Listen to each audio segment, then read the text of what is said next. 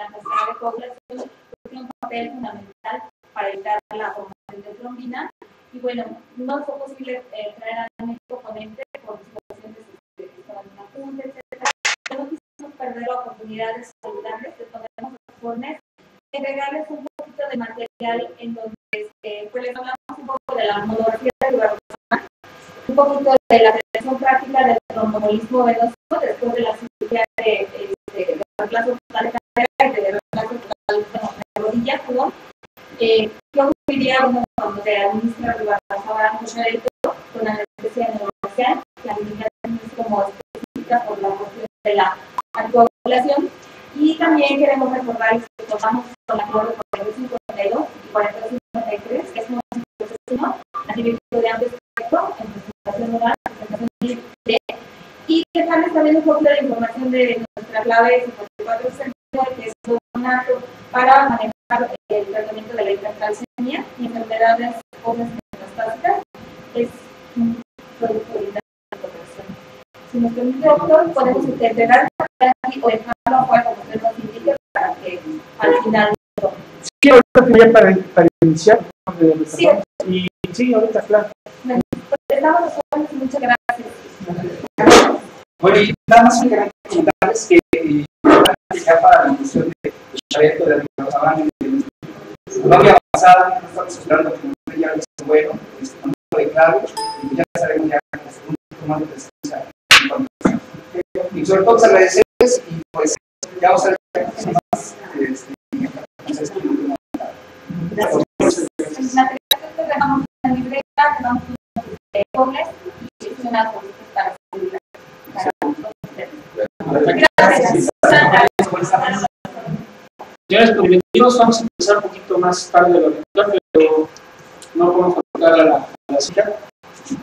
El día de hoy vamos a revisar un tema interesante.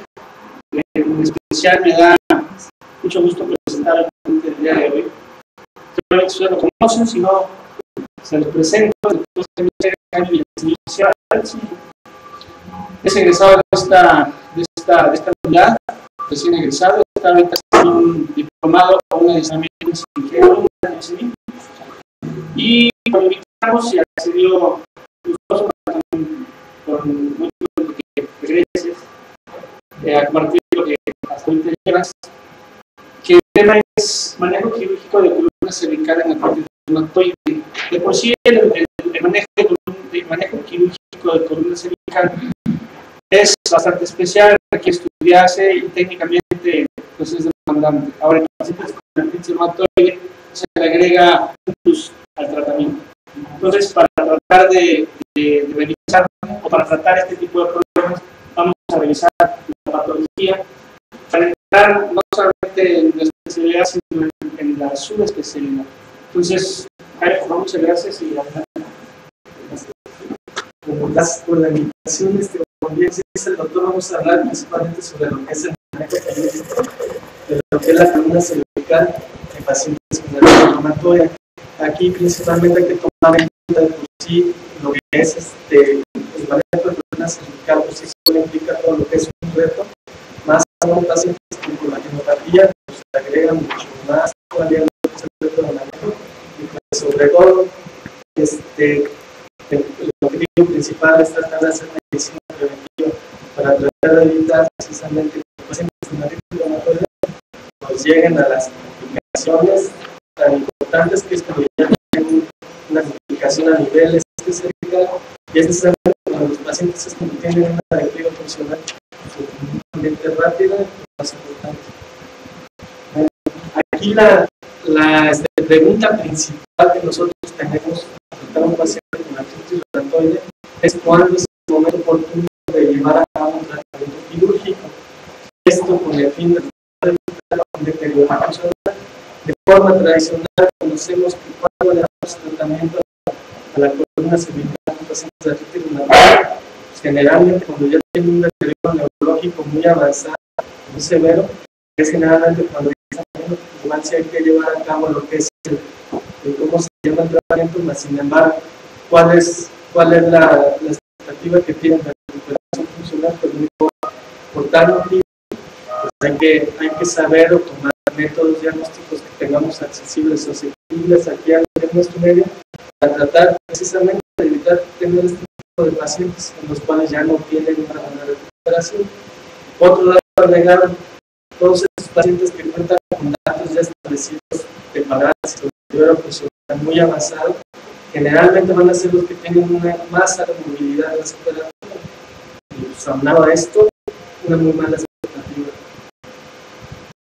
Entonces, como les acabo de decir, hasta qué punto en donde nosotros podemos llegar a identificar a un paciente con artritis reumatoide con problema cervical para detener lo que es su deterioro neurológico y de alguna forma tratar de hacer este deterioro irreversible. Y bueno, ¿cuándo nosotros debemos llevar a cabo lo que es la estabilización quirúrgica en este tipo de pacientes? Existen dos tipos de factores principales, los cuales se proponen como para la identificación de estos pacientes, que son los predictores de parálisis y los predictores de potencial de recuperación neurológica.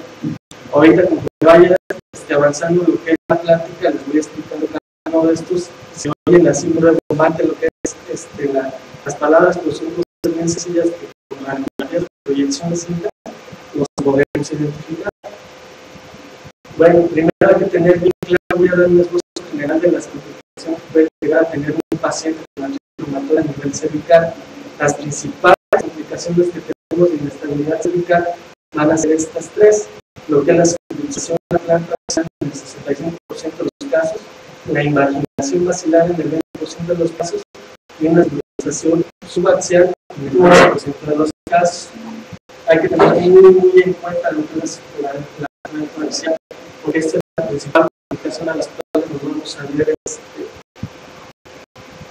que vamos a enfrentar con los pacientes.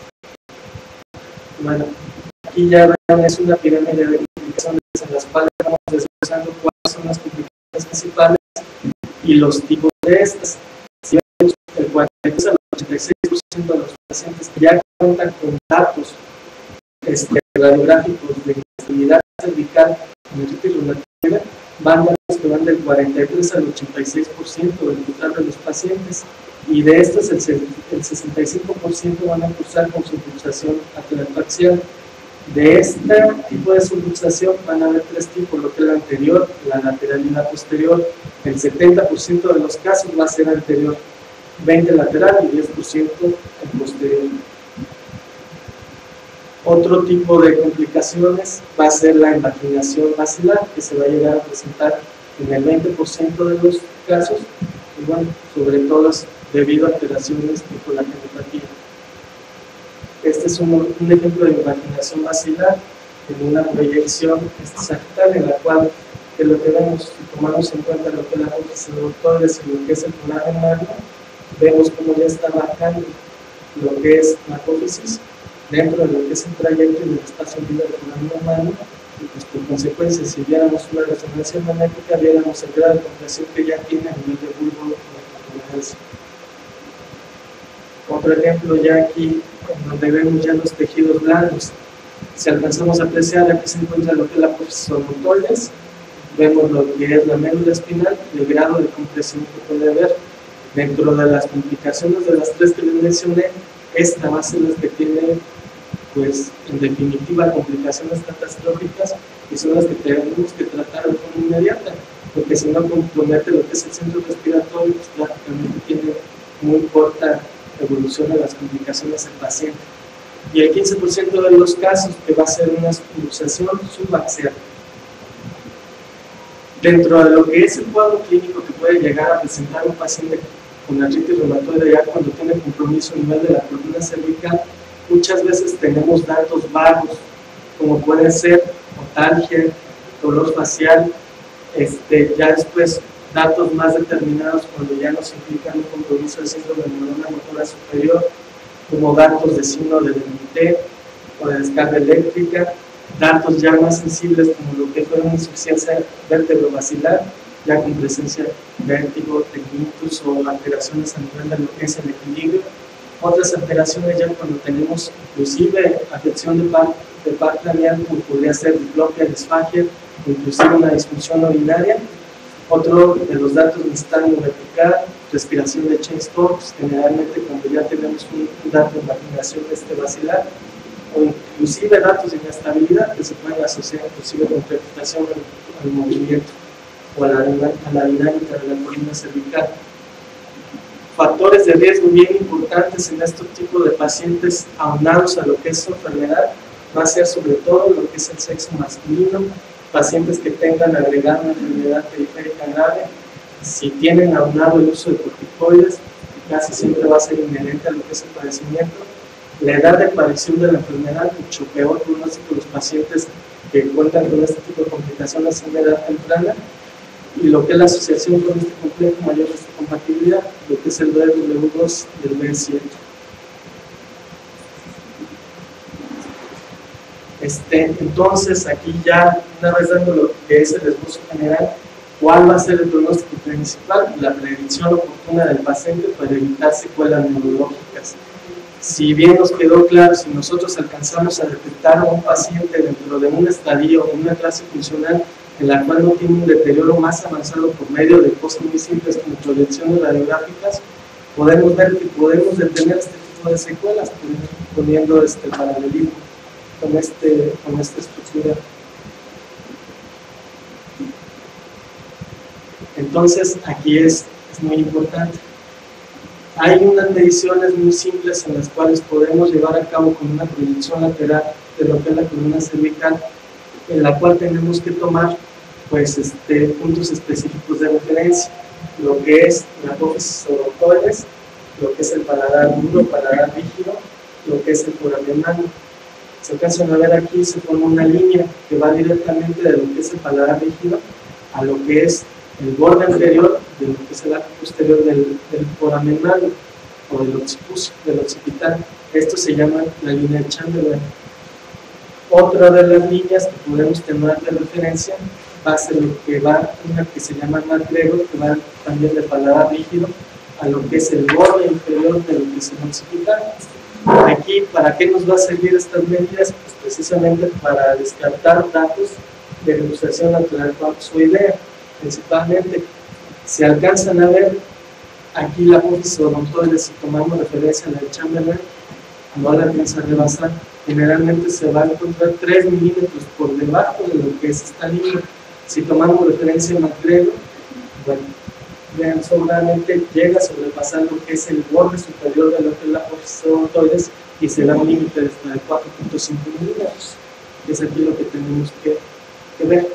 Generalmente la punta de lo que es la apófisis odontoides no debe de rebasar más allá de 1 centímetro por debajo de lo que es el borde del foramen magno.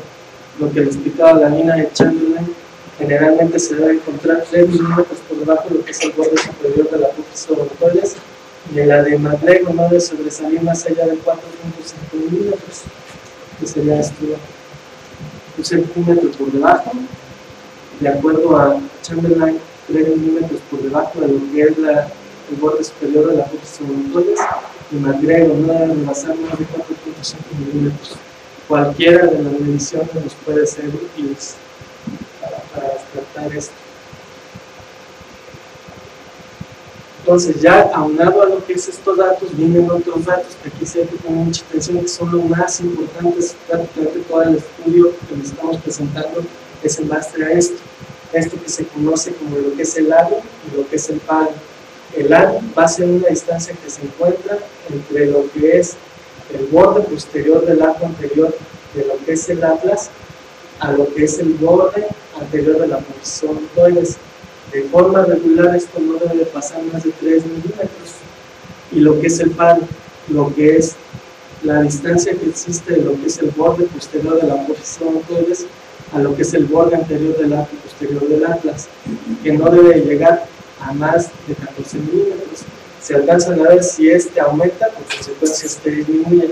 Nada más que ahorita lo que les vamos a explicar, cuál va a ser el mayor pronóstico, cuál va a tener mayor sensibilidad o cuál va a tener mayor especificidad, que digamos sensibilidad. Ahora otro de los datos, esto es para luxación a planta axilera. Cuando tenemos subaxial, nos sirve otro parámetro, esta otra medida, que prácticamente es una medida en la que se encuentra el espesor del canal medular, que es hasta 14 milímetros. Este otro dato es un dato de correlación, que más que nada se correlaciona ya con datos de inestabilidad cervical. Bueno, y en este artículo nos hacen esta referencia. A pesar de que lo que es la distancia lábica que les comenté, el borde anterior, sea de 3 milímetros y esa medida se considera lo normal, más de 5 milímetros se llega a considerar como una solarización atlantozoidea. Y ya en este tipo de artículos se comenta que ya pacientes que cuentan con una medición de 8, 9, inclusive 10 milímetros, ya generalmente se les sugiere un tratamiento definitivo, un tratamiento quirúrgico, porque generalmente van a ser pacientes que cuentan con inestabilidad cervical y van a ser los que se correlacionan con mayor deterioro neurológico. Entonces, aquí viene lo más importante. Aquí estamos valorando lo que es el labio, recordando que lo normal del labio es hasta 3 milímetros. Sin embargo, cuando empieza a ver lo que es la luxación atlantozoidea, llegan a ver parámetros hasta de 8, 9, 10 o 11 milímetros.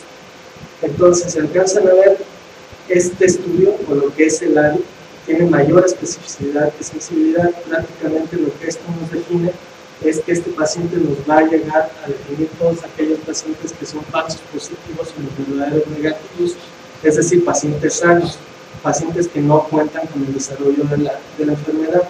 ¿Y qué nos dice?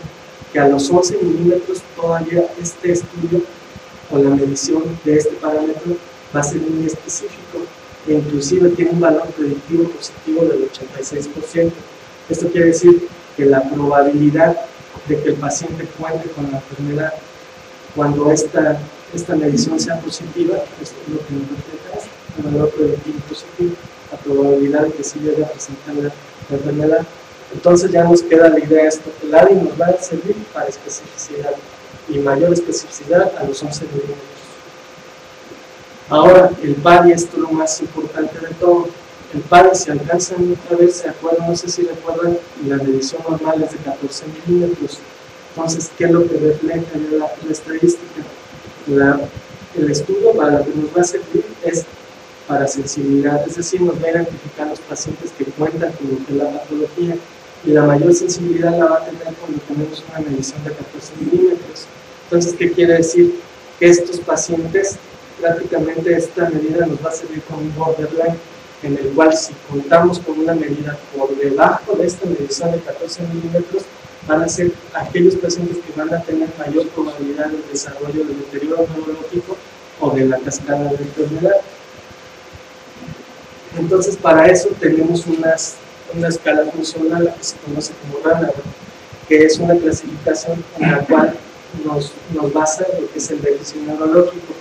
Prácticamente los pacientes con una clase funcional no son pacientes en deterioro neurológico y solamente pueden llegar a representar dolor, y los tipos de dolores ya ven que es un esquema bastante amplio. En la clase 2 van a ser pacientes que cuentan con debilidad, que es una debilidad muy subjetiva, pueden llegar a presentar hiperreflexia, inclusive ya datos de disestesis.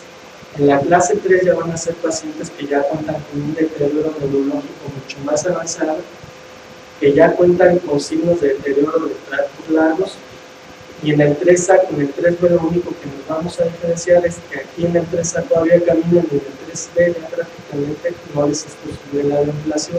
Entonces esto es muy importante para llegar a clasificar al paciente, porque vean lo siguiente, cuando ya correlacionamos lo que es el resultado del ADI, por ejemplo, pacientes que tengan un ADI menor de 8, ¿qué es lo que nos refleja? Que generalmente más del 50% de estos pacientes se van a encontrar en una clase funcional 1, pero y que alrededor del 25% se van a encontrar, pero en una clase funcional 3A. Entonces, ¿qué es lo que pasa cuando tenemos un ADI mayor de 8? Que disminuye.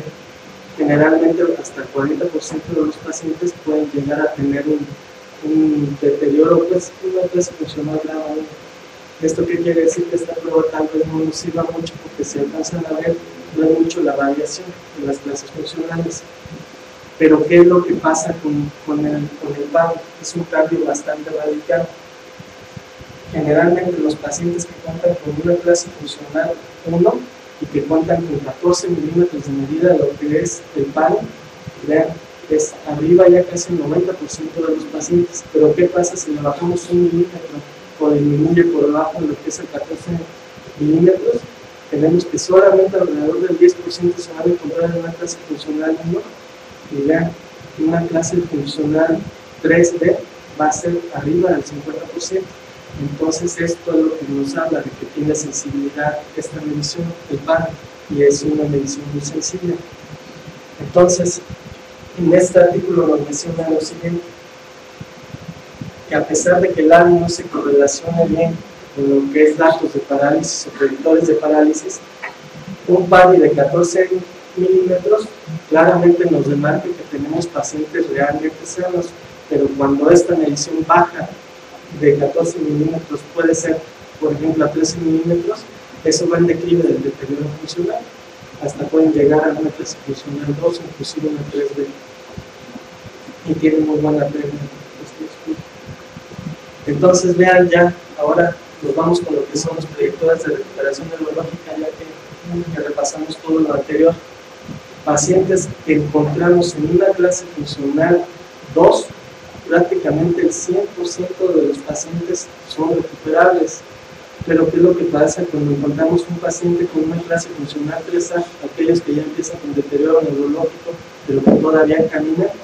Bueno, solamente el 25% se llegan a recuperar, pero prácticamente casi el 50% empeoran en vez de recuperarse. ¿Y qué es lo que pasa cuando tenemos un paciente con 3D? El 67% mejora, pero eso sí, considerando ya el deterioro crónico que tiene, entonces la mejoría no va a ser total, sino una mejoría muy limitante. Ahora, ¿qué es lo que tenemos del PADI? Lo que comparamos anteriormente con base al AN, ahora de acuerdo al PADI. Y ya directamente irnos a esto. Pacientes cuando tienen un PADI de 13, ya el 100% mejora. Pero si tenemos pacientes que tienen del 10 al 12 milímetros de PADI, solamente el 69% mejora, pero ya con un 10, prácticamente el 40%. Entonces eso nos queda claro que esto para lo que nos va a servir va a ser para la sensibilidad. Si detectamos bien esa medición con un PADI, cuando detectamos que ya está por debajo de 14, nos puede servir muchísimo, porque eso va a ser como un factor pronóstico y para detectar de forma oportuna al paciente, para que no progrese lo que es la enfermedad.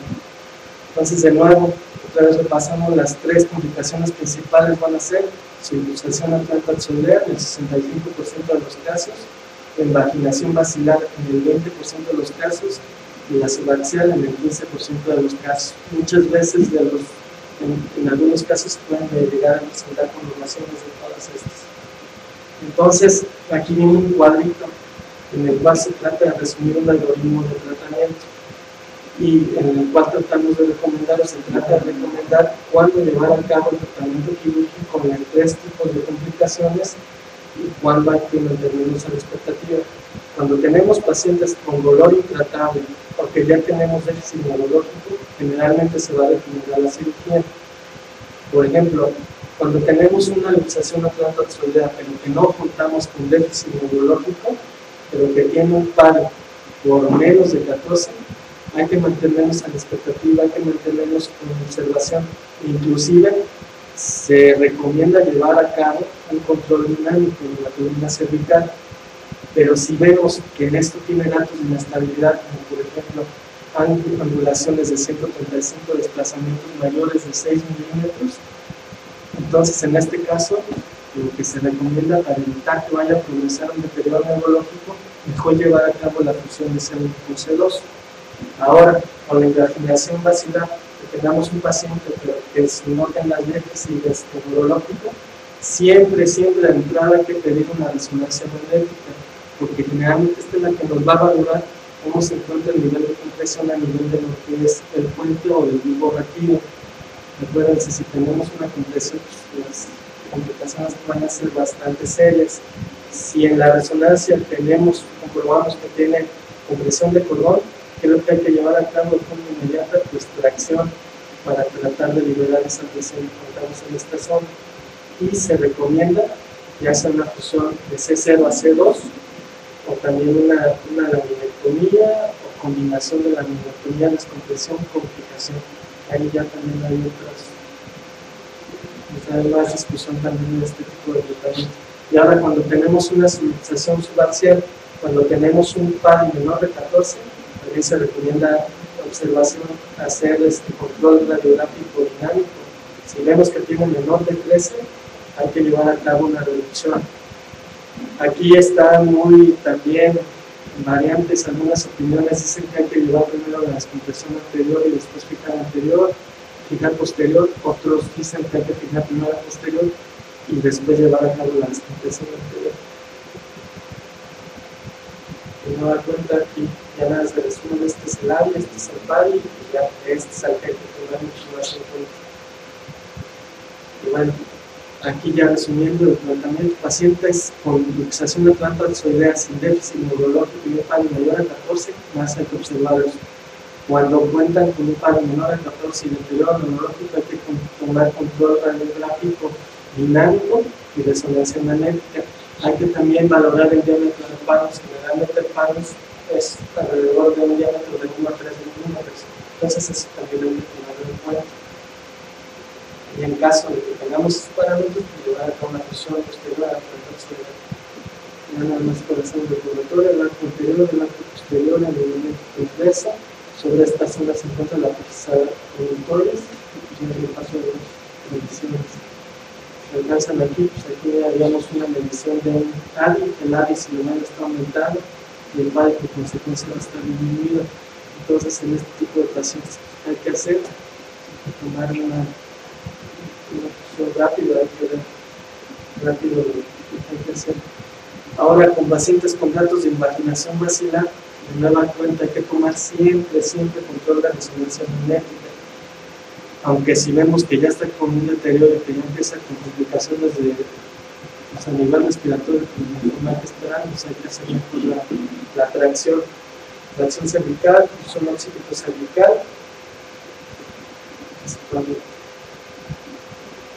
Un ejemplo de la tracción, un ejemplo de invaginación vacilar. La aplicación que puede llevar aquí también el programa de mano, las inflamatorias, el grado de compresión sobre esta zona. Ahora, cuando tenemos datos sobre la extracción subaxial, de nueva cuenta, ver el PADI que sea mayor de 14 milímetros, en caso de que sea menos de 14 milímetros, que cuente con deterioro y que ya tengamos datos de compromiso a nivel de fondo modular. Mejor hay que llevar a cabo la fusión cervical posterior. Este es un ejemplo.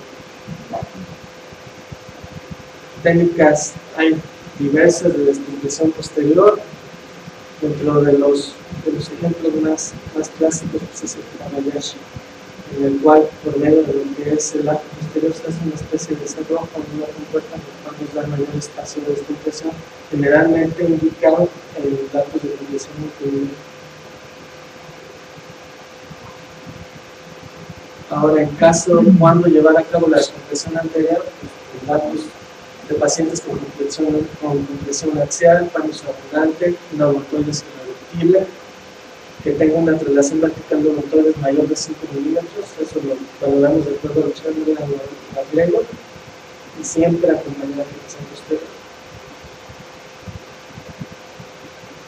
Principalmente estas son técnicas de entrada, son los conductos para llevar a cabo una fijación. La forma como nos tenemos que entrenar para tratar de evitar daño en el paquete vascular y sobre todo sobre la raíz nerviosa. Los grados de angulación para llevar a cabo la fijación, sobre todo la formación de masas laterales, identificación de las pasas articulares y ejemplos de fijaciones. La fijación sobre los multinivel posterior, a nivel de CCR,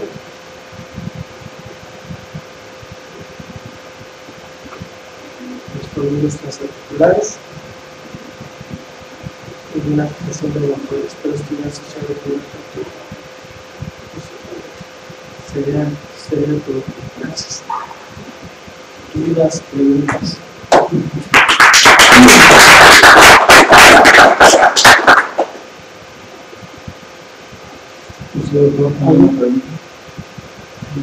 ¿Hay alguna recomendación que hayamos investigado sobre cuándo empezar a tomar las radiaciones después de los pacientes que tienen artritis? ¿O hay que esperar a que se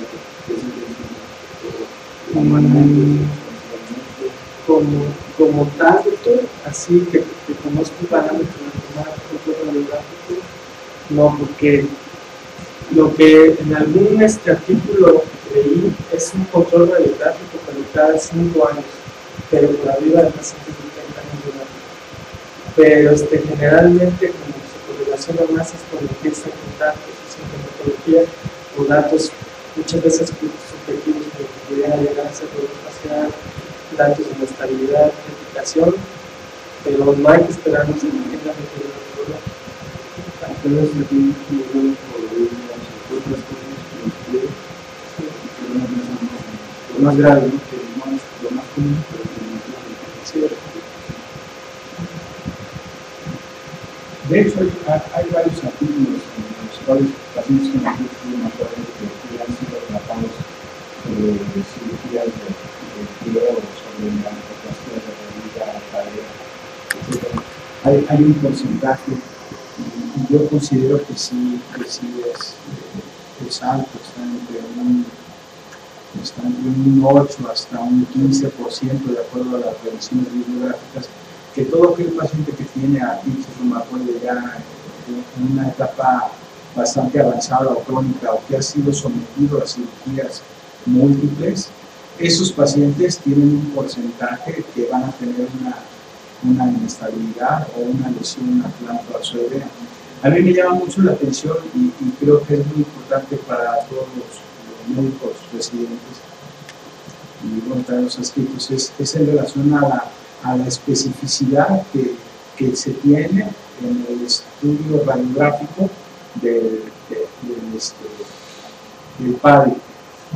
Antes yo me guiaba por la parte del ADI, o sea, la relación que existe entre el muro posterior de C1 con el muro anterior de C2, pero creo que las cosas han cambiado, porque se empiezan a hacer estudios multicéntricos o estudios que tienen mayor especificidad para saber cuándo tenemos que intervenir quirúrgicamente un paciente, aunque tenga una lesión atlantoarzoidea. O sea, a mí me llega un paciente con una lesión atlantoarzoidea, lo primero que tengo que hacer es clasificarlo, o sea, en qué etapa, digamos, de acuerdo a la Academia Americana de Reumatología, digo, está en una clase funcional 2 o una clase funcional 3, pero aparte, para criterios ortopédicos o para tomar decisiones quirúrgicas, tenemos que llevar esa clasificación que tú acabas de mencionar, la RANA, o sea, saber en qué etapa estamos ahí, porque es muy importante saber cómo nos va a cambiar nuestro PADI. Si nuestro PADI se nos está reduciendo en cuanto al diámetro y el paciente está con un deterioro neurológico, bueno, pues es obvio hacer el estudio radiográfico, el AP, el lateral, el transoral y el dinámico, y sobre todo la resonancia magnética para ver si este paciente tiene o no una inestabilidad axial o subaxial, para poder hacer una planeación quirúrgica. Hay varias técnicas, ya ahorita las mencionaste aquí. Las escuelas de AO, y de hecho de los titulares que dan cursos de AO avanzado aquí en México, generalmente los pacientes con artritis reumatoide los abordan por la vía posterior. Hay un grupo de médicos en el Instituto Mexicano de Salud Social, sobre todo los que están en especialidades de la base, en neurocirugía, lo que ellos hacen es resecar todo el cuerpo de senos, pero se van transoral.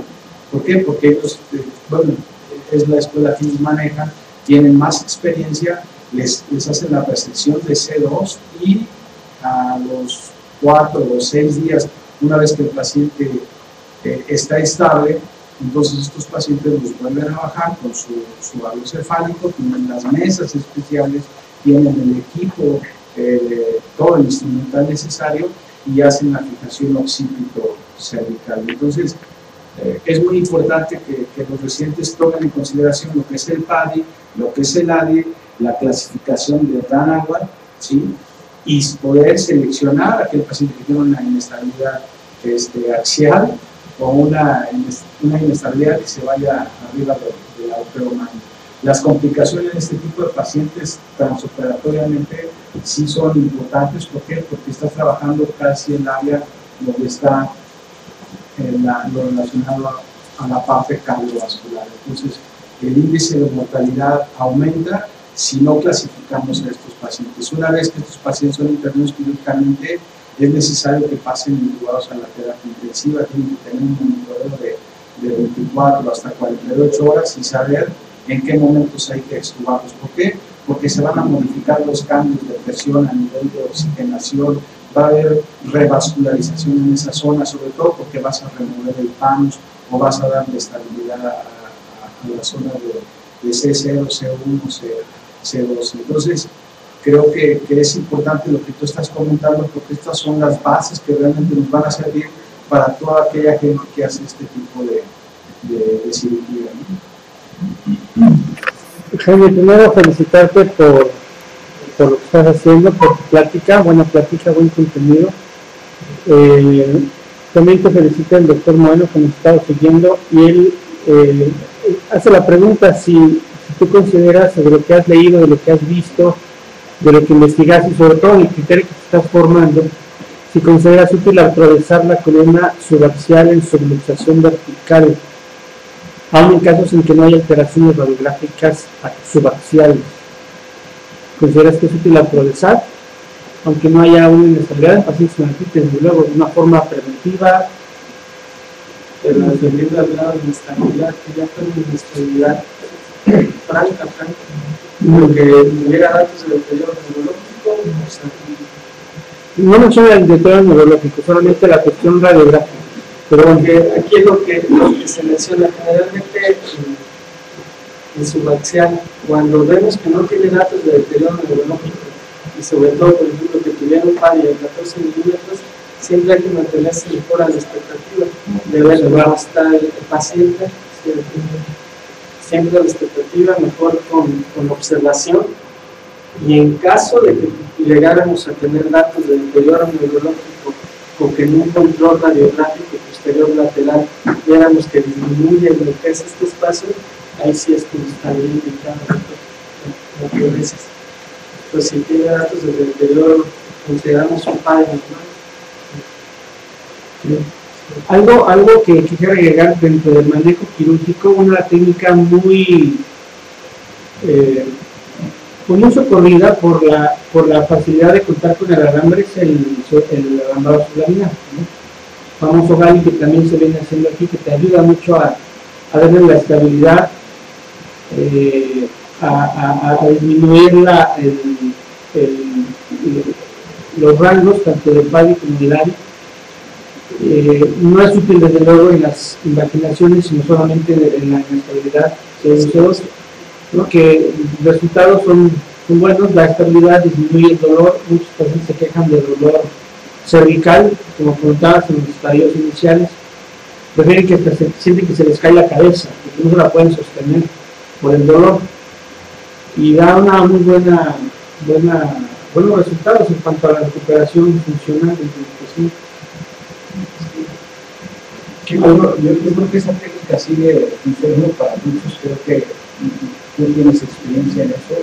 Yo he visto varios casos en este tipo de pacientes y la verdad yo también haría la misma, y si acaso la pudiéramos combinar con alguna técnica de Marx, o sea que fuera misa, más aparte la fluorescencia. Creo que todavía la escuela de AO sigue reservando estos criterios, aunque hay otros criterios neuroquirúrgicos que ellos prefieren hacer otro tipo de técnicas como recitar el arco de cero, sobre todo cuando hay la imaginación, pero hacer la aplicación oxígeno-cervical. Pero esto pues, también va a depender mucho del tipo de hospital, de la infraestructura que tengan, los materiales con los que cuenten, y sobre todo la experiencia de cada cirujano para resolver ese tipo de patología, ¿no? Sí, y algo que es importante que tengan en consideración, ya es lo que vimos, todo lo que presentan los pacientes con artritis reumatoide, entonces que sea casi obligado a hacer una radiografía lateral de columna cervical en pacientes con artritis reumatoide, casi de cajón podemos decir, sobre todo en aquellos que se quejan de cefalea o se quejan de cervical.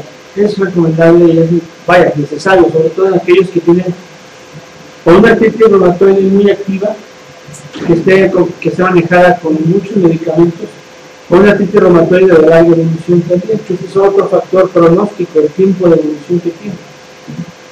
Doctora, al ir de Marcel Chamberlain, o como se ha sido el doctor todas las medicinas, usted ya con los equipos que tienen aquí en el hospital, ¿usted ahí no los puede hacer con la computadora? ¿O es clásico, o es volver otra vez clásico a agarrar el termómetro, agarrar el lápiz y trazar? No, hacerlo? porque nosotros ya las podemos trazar abajo. O sea, si nosotros pidiéramos ya esas mediciones como tal. Sí las pueden pedir y se las podemos referir. Lo que pasa que el sistema que tenemos, el actual, el de CardStream, hacemos la medición, inclusive enumeramos cada una de las vértebras, pero al momento que se las enviamos, esto se borra. Inclusive ven que antes yo les ponía circulitos o flechitas, fíjense que ya no les están apareciendo, pero aunque yo las marque, desaparecen a la hora que se envían. Y ya lo único que les quiero agregar es que lo que acaba de decir el doctor, lo importante es tomar la lateral neutra y las dinámicas que les van a dar mucha utilidad, qué tanto hay o qué tanto es real la inestabilidad que está existiendo, y que ahí también desde la placa simple pues lo podemos medir, y eso se puede medir con el sistema que tenemos, pero a ustedes no les van a aparecer las mediciones. No, por el sistema en sí, no sé si has entrado ahorita a las computadoras, ¿verdad? Ahí tienen un icono donde cargar las regulaciones. Ustedes en los consultorios. Porque yo lo hago, pero les digo que a ustedes no les está llegando. Pero si lo tienen, y si ustedes saben, ya inclusive la numeración también se la dan a automático todas.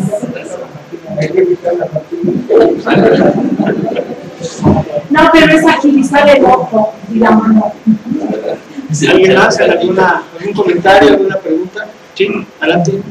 Bueno, antes que nada, pues, felicidades, me da gusto verte pues, en una subespecialidad, pues, regresando a tu casa y pues estando en este rollo.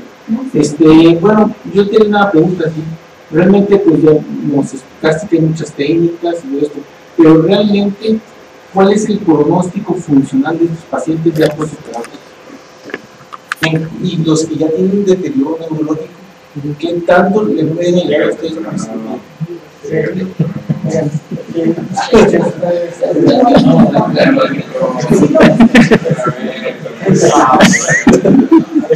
Realmente, lo que hay que explicar aquí, estos son predictores de recuperación neurológica. Cuando encontramos pacientes con un Alzheimer Bartrano 2, prácticamente el 100% tienen recuperación neurológica. Recordando que prácticamente los Alzheimer 2 son los pacientes que tienen debilidad subjetiva muchas veces, pero no llegan a tener un dato de deterioro neurológico avanzado.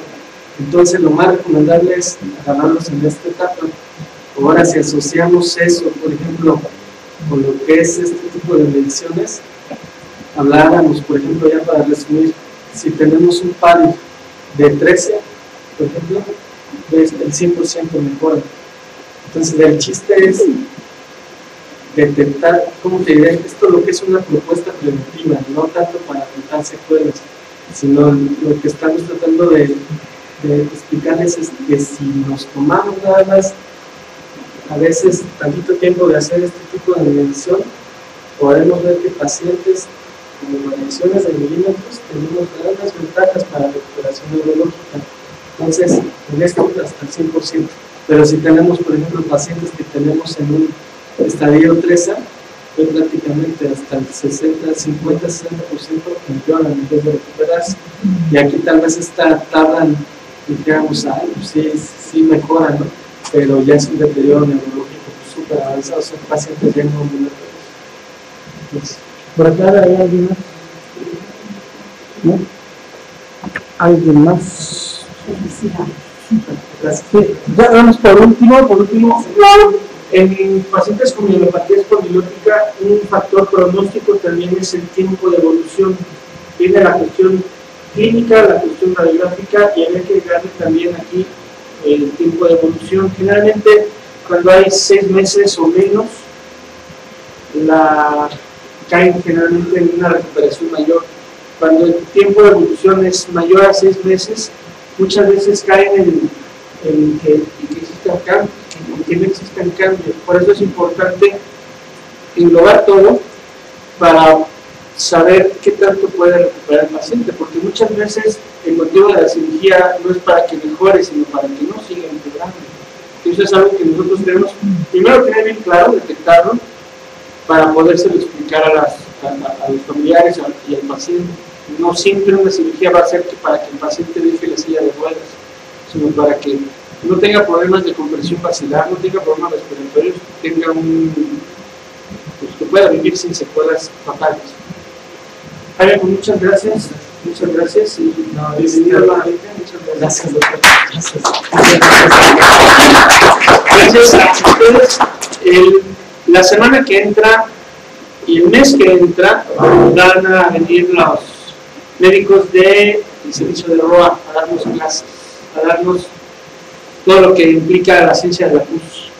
Entonces están cordialmente invitados. Los temas todavía no los tengo, se los voy a hacer llegar en cuanto los tenga, pero van a ser temas secuenciales, desde fisiopatología de osteomielitis hasta infecciones periprotésicas. Gracias. Adelante, al ataque. Al ataque. Ya dijo,